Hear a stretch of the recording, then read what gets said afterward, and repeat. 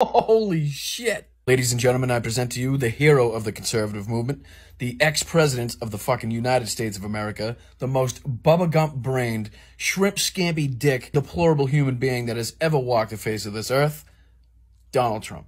And you say, and again, this has become very famous in this video, I just start kissing them. It's like a magnet. Just kiss. I don't even wait. And when you're a star, they let you do it. You can do anything. Grab them by the pussy. You can do anything. That's what you said, correct? Well, historically, that's true with stars. In what fucking universe, on what fucking planet, on what day is that the proper response to that question? Who in their right fucking minds? Holy shit. It's true with stars that they can grab women by the pussy? Well, that's what it's, if you look over the last million years. I can't even take this fucking lump of flesh seriously anymore. I mean, who doesn't know those well-known stories from a million years ago we always hear about, of those fucking huge stars grabbing women by the crotch? I guess that's been largely true. Not always, but largely true. Unfortunately or fortunately. What the fuck are you talking about, unfortunately or fortunately? You're talking about grabbing women, you fucking stooge. And you consider yourself to be a star? I think you can say that, yeah. Okay, hold on. Let me run the numbers. Yep. The count is still at 1. One person thinks Donald Trump is a fucking star, and it's him. This next clip is just beyond fucking wild. I don't know how he manages to do it, but somehow he manages to dig his fucking grave even deeper and hurt his case with every fucking word that he utters out of his mouth. Here's the king of misogyny in a deposition, watching himself be misogynistic in a tape from years ago, and in response to that, somehow pulls misogyny out of his ass and manages to disrespect E. Jean Carroll's lawyer in the deposition. Check this shit out. Say, oh, I was with Donald Trump in 1980. Nothing changes. I was sitting with him on an airplane. And he went after me on the plane. Yeah, I'm going to go after. Believe me, she would not be my first choice, that I can tell you. Man. You don't know. That would not be my first choice.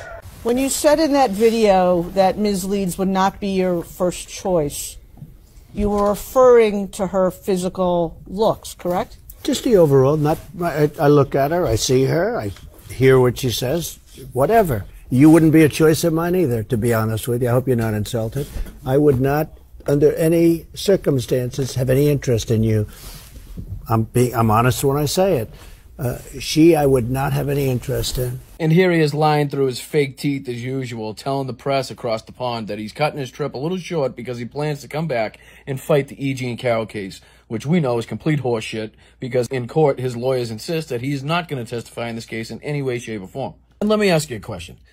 If the United States is in such peril, if we're on the brink of nuclear annihilation, we have never been as bad off as we are now. We have an invasion coming across our southern border. What the fuck are you doing in Scotland checking on properties? Not going to matter if the United States collapses. Everybody else is coming with us. How do you have the free time? If you're trying to save the United States from nuclear annihilation, how the fuck do you have the free time to go golfing in Scotland? Riddle me that, Batman. Or should I say Fat Man? I have to leave Ireland and I have to leave Scotland, where I have great properties. I have to leave early. I don't have to, but I choose to.